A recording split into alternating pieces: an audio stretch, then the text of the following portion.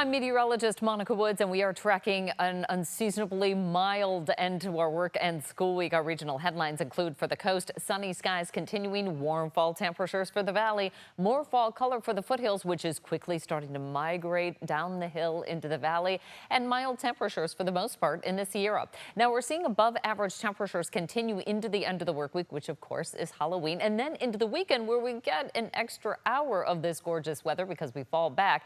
Heading into early next week, we start to see some of those temperatures coming down, especially through Northern California, kind of above north of I-80 as a weather system starts to approach, giving us kind of our first chance of some rain. Speaking of rain, statewide precipitation. Keep in mind our new water year began earlier this month on October 1st. It runs all the way through next year, September 30th.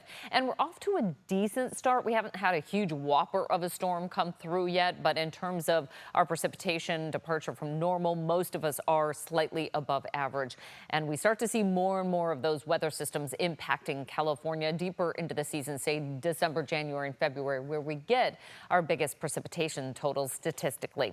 Our reservoir supply levels, now that really is a telltale sign of how much water we'll have into the drier part of the year. We're just coming off of that driest part of the year, and things are looking still very good. Our biggest reservoir in the state, Shasta, 56% full and still over 100% of average. Oroville, our second biggest reservoir, is still slightly over 100% of average and 54% full.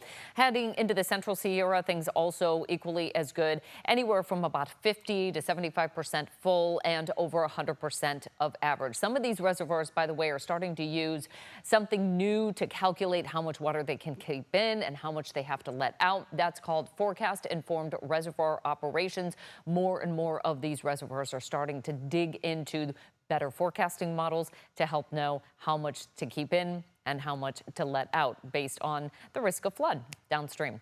High resolution futurecast, not much going on here for our Thursday morning. We pick up more clouds coming in for the afternoon. No rain to speak of, with those north winds still limiting the amount of low cloudiness and fog along the coast. We'll pick up a little bit of that heading into the weekend, but it's still going to be dry and unseasonably warm. Highs for our Thursday in the 60s, almost 70 for the Tahoe Basin. We're in the 70s through the foothills.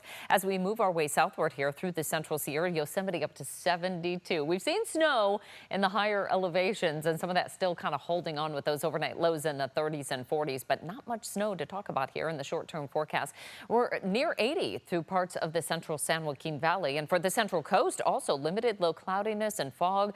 We'll see a mix of sun and clouds and highs in the 60s for the Monterey Bay Peninsula, 75 for Big Sur, near 80 for San Luis Obispo, and 80s inland as well. We'll see that play out through much of the Bay Area. 60s along the coast as we head inland. We're in the 70s along the northwest coast. Beautiful conditions here, a mix of sun and clouds, a little cool, 50s.